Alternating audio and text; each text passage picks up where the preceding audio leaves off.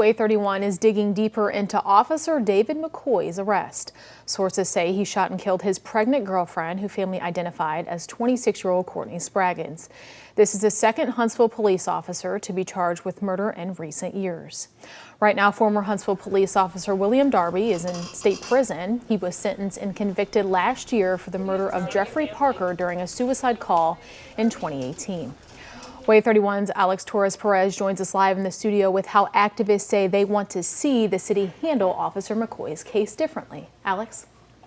Well, it's important first to point out that both of these cases are very different, not at all connected. William Darby was out on duty when he shot and killed Jeffrey Parker in 2018, while David McCoy was off duty. Still, community activists say they hope the city will treat McCoy's case differently. It's very concerning that a police officer has been accused of this crime, somebody who is supposed to be upholding the law. David Person works with the Rosa Parks Committee for Huntsville-Madison County. They've been very vocal on how William Darby's murder trial was handled, and they hope Officer David McCoy's isn't treated the same way. The city of Huntsville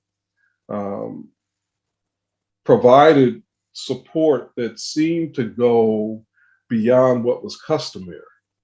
And, I'm assuming because they were taking the position that Mr. Darby was innocent. The city paid $125,000 for Darby's defense.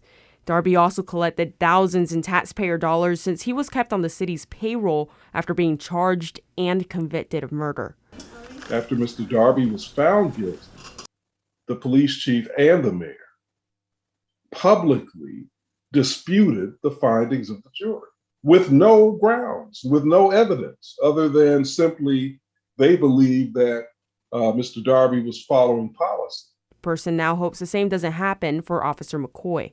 So I would hope in this case that the leadership of our city will just let the process play out and not try to influence or predetermine what the outcome is.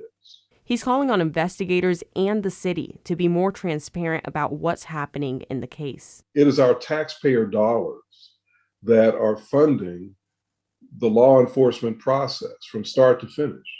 And that includes the administration of these cases. So absolutely, there should be transparency. But overall, Person says he wants there to be justice for the family and the victims. Certainly hope and pray that this situation will be resolved in a way that is just and that will ultimately create a heightened level of awareness about what has to be done to help police officers and their families when they're dealing with crisis.